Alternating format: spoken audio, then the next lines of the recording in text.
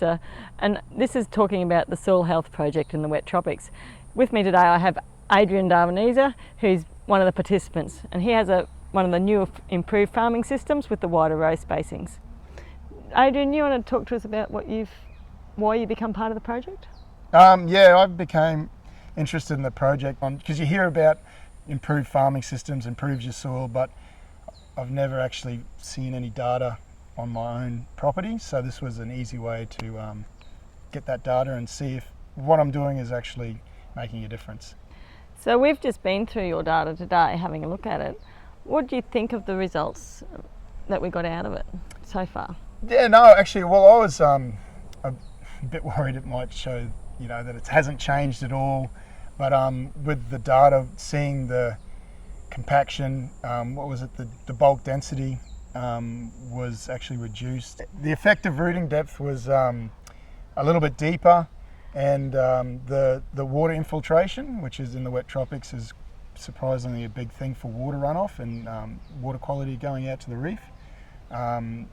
That was improved as well. So I'm kind of thankful. I'm not surprised, but I'm thankful that it is showing that in the data as well. So yeah. You've got an older paddock of Q251 of third return. Now, you didn't plant that the traditional way either, did you? No. So this is the second crop cycle that I've had on 1.8 row spacings on there. So when it was initially converting from 5 foot to 6 foot, I bare fallowed it, marked it out, the new row spacings, and zonally row-trioed it.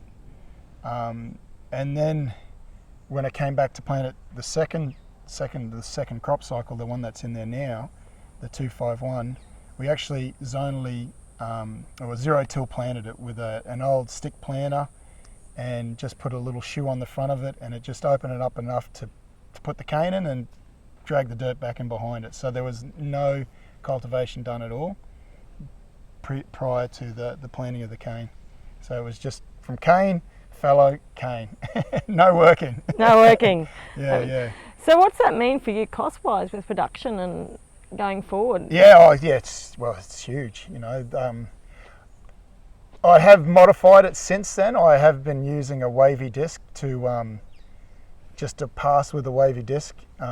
So I found with that system, if it was really dry, it was a good enough strike regardless, but when you run the wavy disc through it, it's actually more consistent.